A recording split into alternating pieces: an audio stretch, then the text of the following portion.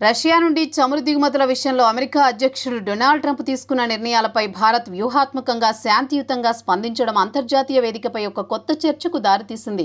21వ శతాబ్దంలో దేశాల మధ్య సంబంధాలను, భౌగోళిక రాజకీయాలను చమురు ఏ విధంగా ప్రభావితం చేస్తుందో ఈ పరిణామాలు మరోసారి రుజువు చేశాయి. అమెరికా విధించిన భారీ సుంకాలు, దానివల్ల భారత్ ఆర్థిక వ్యవస్థపై పడే ప్రభావం, భారత్ తీసుకుంటున్న సమతుల్య నిర్ణయాలు ఈ అంశాలు ఇప్పుడు ప్రపంచం దృష్టిని ఆకర్షిస్తున్నాయి. డొనాల్డ్ ట్రంప్ తన రాజకీయ జీవితంలో అమెరికా ఫస్ట్ అనే నినాదాన్ని పదే పదే వినిపించారు. ఈ నినాదం వెనుక అమెరికా ఆర్థిక ప్రయోజనాలకి అత్యంత ప్రాధాన్యత ఇవ్వాలని బలమైన ఆలోచన ఉంది. రష్యాపై పాశ్చాత్య దేశాలు విధించిన ఆంక్షలను ధిక్కరించి భారత్ రష్యా నుండి చమురును కొనుగోలు చేస్తుండడాన్ని ట్రంప్ తీవ్రంగా వ్యతిరేకించారు. రష్యా నుంచి చమురు దిగుమతులు కొనసాగిస్తే తీవ్ర పరిణామాలుంటాయని అమెరికా భారత్ను హెచ్చరించింది.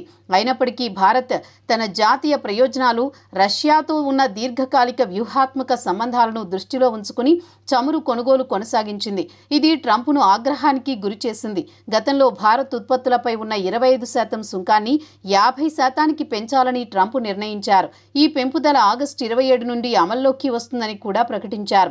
అంతేకాదు ఇక భారత్తో ఎలాంటి వాణిజ్య చర్చలు ఉండవని కటీఫ్ అంటూ ట్రంప్ మరింత కఠిన చర్యలకు ఉపక్రమించారు. ఈ సుంకాల పెంపుదల ముఖ్యంగా భారత్ నుండి అమెరికాకు ఎగుమతి అయ్యే కొన్ని కీలక ఉత్పత్తులపై ప్రభావం చూపుతుంది. ట్రంప్ నిర్ణయాన్ని మోదీ ప్రభుత్వం తీవ్రంగా స్పందించకుండా అత్యంత ఓపికగా, వ్యూహాత్మకంగా వ్యవహరించింది.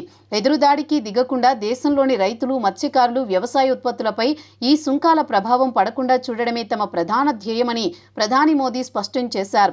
దేశ ప్రజల ప్రయోజనాలు తమకు అత్యంత ముఖ్యమని ఆయన ప్రకటించారు. అవసరమైతే ఆ భారాన్ని మేమే మోస్తామని మోదీ చేసిన వ్యాఖ్యలు కేవలం ఒక రాజకీయ ప్రకటనే మాత్రమే కాదు, ఇది భారత్ స్వాభిమానాన్ని, ఆత్మవిశ్వాసాన్ని సూచిస్తుంది.